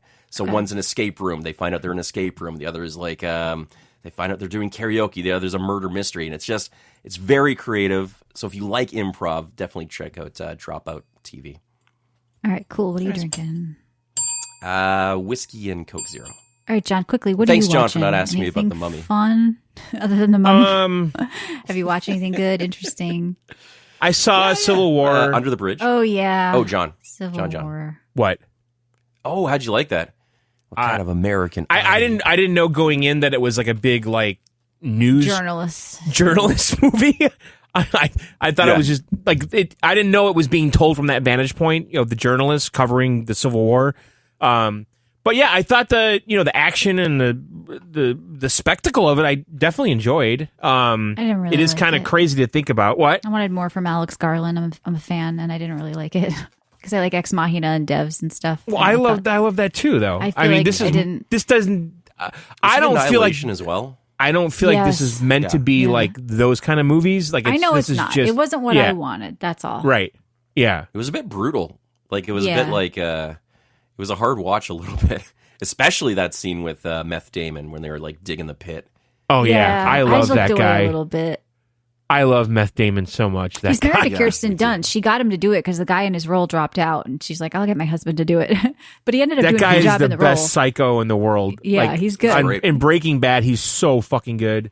Yeah. He's even good in that Bateman. They don't movie, want spoilers, The Neighbors, so- whatever. With Fargo. I mean, too. it's a movie about journalists. Yeah. I don't think you can really spoil it. There's not a plot, really, right? no, that's what I was That's the surprised thing. about. You're I just thought there was like following 2 the journalist. factions, and you're following It's like a one of the road trip. factions, and Yeah. and it's just basically this neutral party just reporting on what's happening with the But 2 John, sides. you're being yelled at for spoiling, so move on. Oh, am know I? What you Okay. said? Yeah, I don't know. Oh, Jesse Plemons is his name. But it's not a spoiler to say there's a satisfying end. So it's not like they're just gonna yeah. drive Nick off into Offerman's the president. He's kind of a Trumpy kind of guy, I guess. Oh, I weird. think they're pretty obvious. They got What? California and Texas linked up, which is like the last thing that would ever happen. Yeah, it's just a what? weird movie. I don't Yeah. know. Texas and California linking up is the total sci-fi to me. Like that's Right, doesn't but seem that's like what's that'll kind of ever unique happen. about it. Like you don't need it to be exactly like what would happen. It's a different take. That's I all. think that was a smart move, right? It's not Yeah. super like this so you is can't super figure out political, who's what's on what happening now. side, which is really the way it is. You think you put somebody in a box because I don't know how Yeah. many people have come to me and be like, Michelle, you're from California. I'm like, first of all, I'm not from California. I'm from Connecticut. I just moved here. Oh, well, you're from Yeah. Connecticut. So you must think this way or you must be this or you must be that. It's like, yeah, you can, people just put people in boxes here culturally from like what state you're from. And it may not work out that way. You're So I a think blue the movie, state. You're a red state. yeah, the movie may have done a good job like that, mixing it up, I think. yeah. All right. No, I think the journalist was a vehicle to keep them kind of neutral, even though, right? In a way. I like the sniper scene where they're... no spoilers. I guess there is spoilers. Anyways, well, they come there's a across guy with a gun in the snipers. movie. All right, let's move on to some news because there's a lot of big stuff happening. Sure. So let's talk really quickly about PSVR 2. They're made this big push about how you can get an adapter and it'll work on PC, but none of the features work, like haptic, like eye tracking or the haptic things. Like, so it's like kind of like a desperate death knell call for PlayStation PSVR 2 because Astrobot comes out. I'm sure you both are excited. There's going to be an Astrobot 2, yes. but it's not even on VR at all. It's not even hybrid. Isn't that That's crazy, fine. Matt? It is super crazy. That's a perfect game to have on PSVR. That was the best game on PSVR. It's crazy to me that they just said, fuck you, it's not even hybrid VR. You just put out a PSVR 2. You're putting out Astrobot. John, what do you make of this? It's done. They abandoned it? Sony doesn't care. I mean, so on the PS5, they launched with an Astrobot demo, I think. Right? Didn't you just say that, Matt? Or whatever you're thinking. Yeah. And that, I was disappointed because it wasn't VR. But ultimately, I actually really enjoyed that stupid demo that was on the PS5. It was a pretty chunky game. It was basically a tech demo to show off what the PS5 could do with the haptic feedback and the touch things and all that shit. But it was a little platformer that was not VR, and it was very fluid and very good. So, yes, I would like more of that, to be honest. This is a full-fledged game. Now, the one on PSVR was like a full 20-hour game. The one on PSVR was absolutely, to me, on par with a modern Mario 3D platformer. And the thing is, Matt, I don't know if that moment in time for me could ever be recreated because, first of all, the VR was definitely new-ish to me at that time, right, when I got the PSVR. I love platformers. And then the way that game worked is I was able to sit on my couch. I didn't have to move around. I didn't have to jump around. I didn't have to do anything. I basically just put the headset on and sat and played like it was a normal game, Well, you moved your head because you're a robot, right? Yeah, you're you were like watching Astrobot. Yeah, you were like sitting on a chair just observing the world, basically, right? Watching it. Yeah. Wasn't that was the vantage point of that game, right? But it was kind of cool because like you had to move your head a little bit sometimes. There was some like VR-ness to it. I think if you there definitely was. Yeah, because like there'd be coins behind you, underneath you, or something that he was getting and stuff, and like that was pretty magical, and it was very fluid. I remember it being very fluid. I would be surprised. I would be interested actually if I played it like today. Would I still be impressed by it? I think you would. Yeah, I think so too. So I don't hate that this is not VR because I have no intention of buying hybrid though. Yeah, is this them of saying we're not going to keep supporting PSVR 2? It's just going to go to PC. But if they're units. But they're releasing the PSVR dongle for the PC, so is that them? Michelle's right. This should have been like at least have VR missions in it. Like, hey, plug it in, right? And there's a whole like That's VR weird missions to if me. you want to try it. But that's Sony though, right? Like I remember buying the Move. Remember the Move back in the day? Yeah. And so many promises. 3 months later, they didn't talk about it. Like they just did not talk about it anymore. And well, the PS Move Sony did work with the VR stuff because I used it with that game that Frank worked on, Firewall 0. Mm-hmm. Okay. The Move controllers and the gun control and the gun.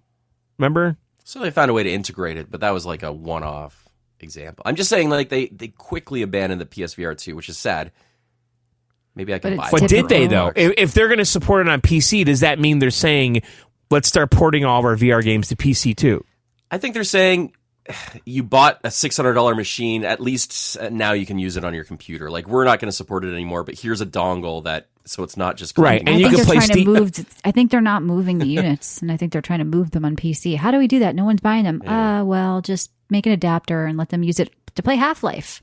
I know. That's what I saw. You can finally Half-Life play Alyx. Half-Life Alyx on your PlayStation. It's like, but I don't have the eye tracking, which is because when Rob came on and he reviewed PSVR 2, he said it was a great device. It was kind of like the go-to, but the problem is you were caught in the ecosystem of the PlayStation. But now you're not. But unfortunately, the things that made it good don't carry over, like the eye tracking and things like that. I mean, the screen's probably still good, but Sony, like Badger's saying, is starting to see the importance of PC as well. They're trying to get to sales, the hardware sales. They sell a lot of controllers on PC. They make sure their games support haptic feedback.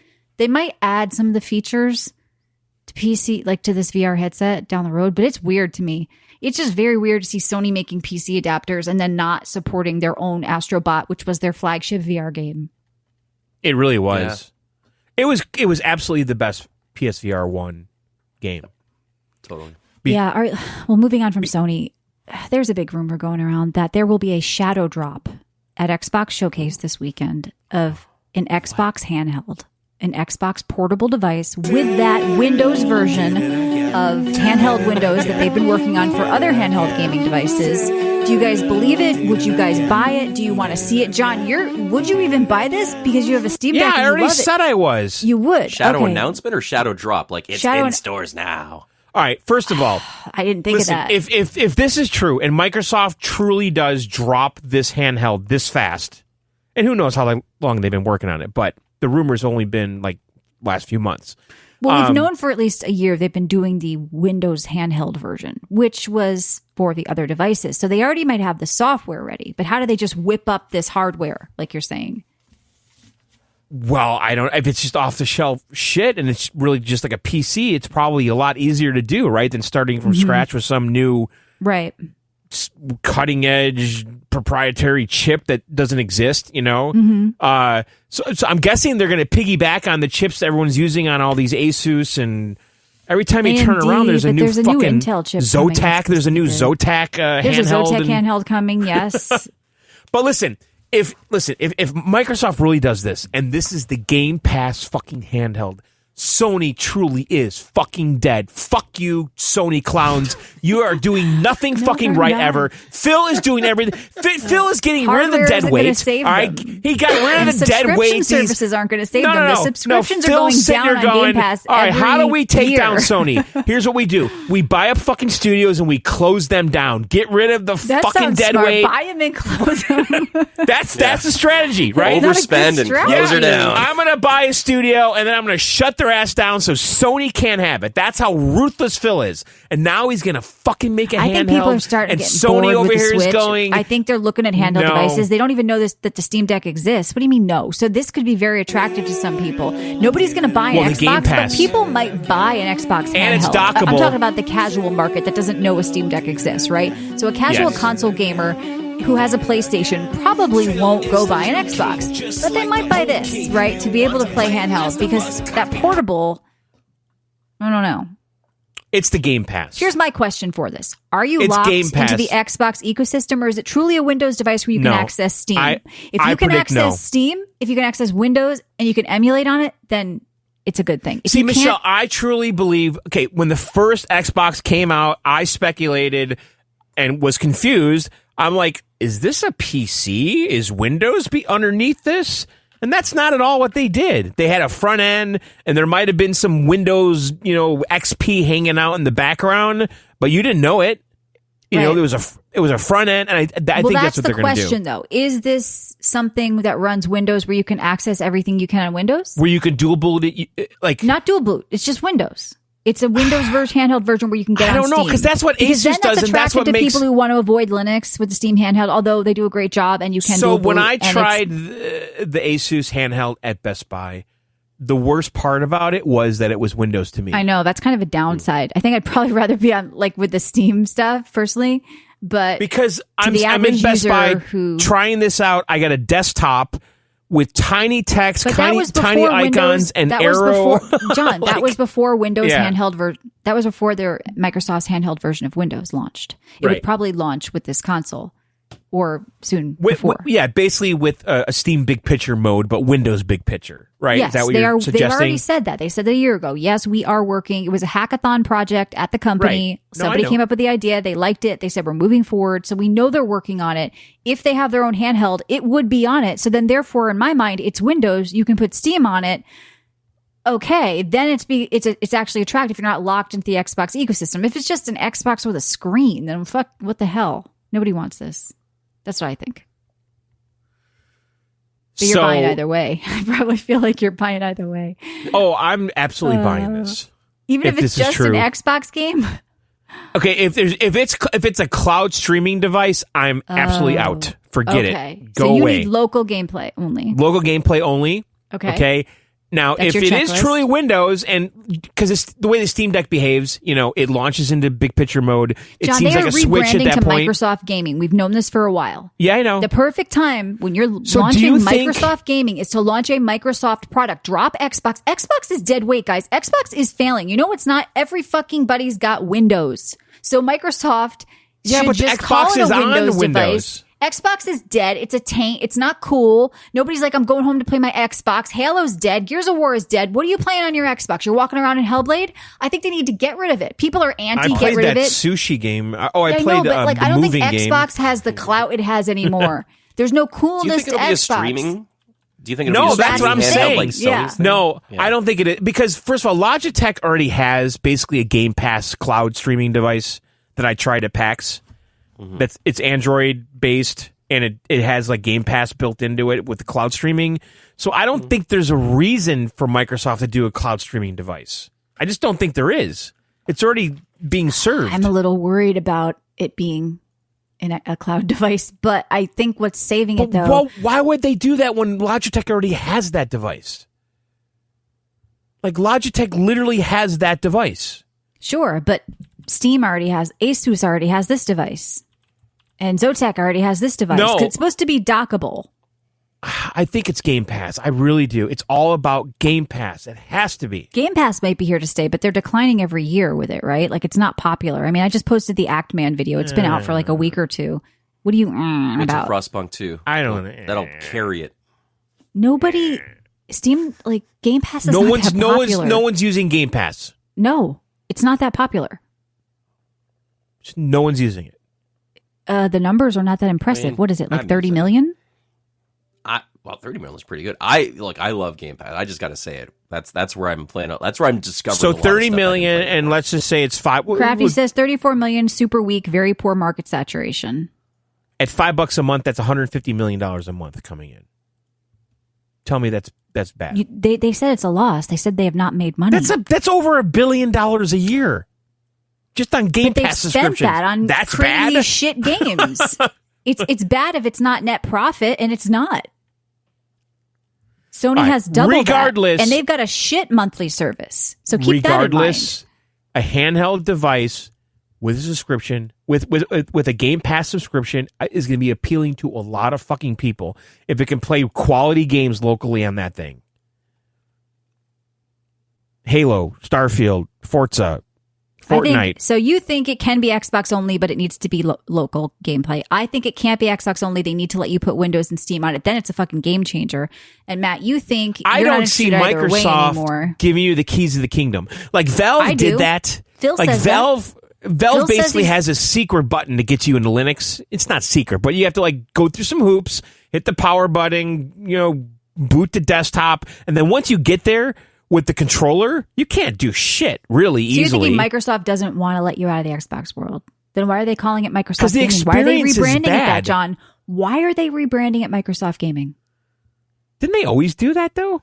No, it's for the last couple of years. It's been in press releases. No, and Microsoft buzzing around. Gaming's been. I used to have No, controllers. they said and they're shit that dropping they made. Xbox completely. It's now Microsoft Gaming. I mean, right? That's I mean, what's Flight going- Simulator was Microsoft Gaming, wasn't it? Back in the day. Right, but it wasn't. It didn't have anything to do with the Xbox. Why are they Oh, it's rebranding Microsoft right now Studios. with Microsoft Gaming? Why are they saying our new brand going forward is Microsoft Gaming, not Xbox? Doesn't that make sense that they're releasing a Microsoft handheld that is a Windows Xbox hybrid with a? I think Microsoft Gaming does make sense if you're porting stuff to other consoles, because it doesn't make right. Like, oh, this is an Xbox game on Right. the PlayStation, right? I don't know, But John. This is going to be interesting. If this happens this weekend, I mean, and there's a lot of articles about this. It's going to Yeah, have Sony's done. retractable side Sony's panels. done. Sony's done. No, Sunday this at is 1 it. o'clock Pacific, It's I believe. over. I'd love to stream this on Twitch, John, if you're around, so we'll see. But it says it has retractable side panels to hide buttons and joysticks. That's the rumor, according to Jez Corden. I hate your fucking name. It's also Now, dockable. hang on. Let's talk about this. Okay. Michelle, What- say Why that is that again. feature Retractable, good? side Retractable panels. side panels. Okay, this is Okay, recent this is leaks by this is- trusted shh. tipsters. Let's To talk protect about the this. buttons? No. Like, Let's what talk is about the- this. Is a tablet, my friends. What? You're It's describing a big a tab- screen. You're describing a tablet. A tablet with What are you talking about? Sounds like I'm just okay. Like a horizontal tablet? Retractable side panels to hide the buttons in the joystick. Meaning, when they're... How do you get them out? You close it up, it's a PC. No, it's a fucking iPad. Retractable side panels means that sometimes it's look at the photos. Do you see his link? That also means ejectable controllers. Like, just picture an iPad or an iPhone where controllers pop out. There, maybe. Then why not just sell controllers you can pop on your phone? Well, because that's kind of lame. Look at this. It has a cover. This is the rumor. Somebody supposedly has a cover that goes over it. It's very thin. See, look at these images. It's just what I said. It's a fucking iPad. Like, it's a phone, though. Yeah, it's a phone with hidden controllers. I don't like the look of that, and I hope that's not at all what it looks like. That's just, I feel like I'd be playing and I'd slide those in by accident. That's it's just a rectangle. That looks like something Razer would make, doesn't it? Yeah, it doesn't. It's too sleek. The Xbox thing should look more like what? Like tough, like a Jeep Wrangler tire. Like I wanted to have a little, like diamond plate. Yeah, you remember that boombox I had that I talked about when I had Jeep Wrangler in high school? I said I had a boombox that matched it. You know, John, like there's like that certain look. I do remember that. That's what I think. Like Xbox a Sony Sports Walkman, like a yellow. Yeah, it was. It had like a yellow hardtop. They need something more industrial. I think that's the word I'm looking for. That's too sleek. Something more dude bro-ish. This is too. Yeah, that's too like you'd see it on a table. Like it's too Apple. This is too Apple. You know, they should be bulkier. Yeah, the Steam Deck has a little more girth to it. Which isn't good, by the way. Believe me, that's a lot of dudes love it. They said it's great. They didn't want that. It's too clunky. It's fine, but it's too clunky. When you pick up the Switch after that thing, you're like, God, this thing's huge. The Switch is made for girl hands. Like the Switch fits me. But the Switch has a bigger screen. Say that the Switch has a bigger screen than the Steam Deck, and it's fucking way smaller and thinner and lighter. I don't know. Maybe the OLED does. Slightly, like minuscule bigger, but it's bigger. I mean, I don't totally hate these renders. I think it's not feasible though. And if Michelle, if they made it like this, I think it would be really underpowered. Like this looks like a big heat nightmare, which is why the Steam Deck is the way it is. Because it has it's 7-inch versus 7.4 inch. By the way, Steam Deck screen's bigger. What is? Steam Deck screen's 7.4. It says Switch is 7. Oh, I was talking about the original Switch. I mean, the original Steam Deck. That is the original. They made it bigger on the OLED. So your Steam Deck is bigger than the Switch, screen-wise. Yeah, you're right. It was the opposite, though, before. The Switch OLED was bigger than the original Steam Deck for a split second. Okay. So I don't think it's going to look like this, these renditions, but... I don't think so. It looks a little clunky. Like these are what the rumors are saying. Sexy. Yeah. It does look pretty good rumor, though. Like, someone put a lot of effort into these fake shots. I'm looking at more about it. I mean... Oh, they say there's also going to be a first-party title that's actually a Shadowdrop this weekend. Wouldn't that be fun if next week we just have a new fun game to play? Banjo-Kazooie. There's just like, hey, that... remote. What was it? Doom? What was the game with the medieval Doom? Medieval Doom? Like Doom Dark Ages. Yeah. They're just like, it's out. Yeah. Go play. It's on Steam. It's on Game Pass. You know, like just drop something for people to play. I think Shadowdrops are the best, man. That's what happened with the Hi-Fi Rush. Get sold. Yeah. People loved it more because they weren't looking forward to it.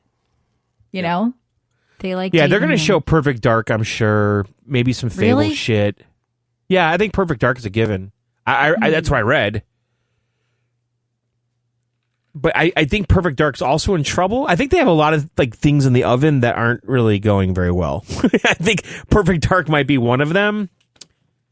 It's going to be a bad time to release something, though, with the Elden Ring DLC coming, but we'll see what happens. So that is this Sunday. There's also if Microsoft did do a handheld, this is a weird situation in my mind, though, because the Series X is kitty what cat is that noise. It's a kitty cat I hear. It's my cat. Because the Series X, in a way, is at the end of its life, last year of its life. So where does a handheld fit? Like, is it the different type of chipset that you know, I know, in but a different is market. it like? So, But is it like an Xbox One as a handheld? Like it can only play the older games? Like how does that work? I bet it could be as powerful as a. I mean, the PS4 is supposed to be the next Switch, right? They said it'll be like a PS4. Yeah, but okay. So what I'm getting at is historically with handhelds, and we're talking going back to the DS and the Game Boy Advance and all that shit. Those games, those systems had games that only worked on those systems. Like they were I think reimagining. Microsoft is opening up. They're opening up their games to more places, and they're opening up their devices to more places. I think that's the only way they're going to save themselves. So if they come out with a new Halo, so they come out with a new Halo game, right? Mm-hmm. Halo 2026. Does it only run on the console, or can it run on a handheld? Like everything. They're all it's the same game. John, remember what? Yeah, I know. Sarah, I know. every screen is an Xbox. Yeah, I'm just trying to understand it aspect. because this Yeah. is a new way of looking at gaming that did not exist during like the 3DS era. Because 3DS games were 3DS games. They were made for the system. They were unique to the system. They weren't ports from, the Wii U or whatever. Like, they were their own games. We're entering That's this not era what this of is going to handheld be. Like, these PC handhelds are coming Yeah. out left and right. There are 5 coming out now that I just saw in like the past month. So Xbox has got to get on board because PlayStation isn't.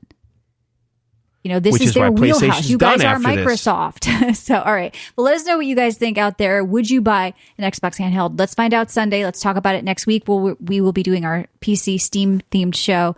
We'll be also announcing our contest, which I'm kind of teasing. You can win 10 mystery keys with a Steam profile contest. Come on down to Discord. Check pins for the details.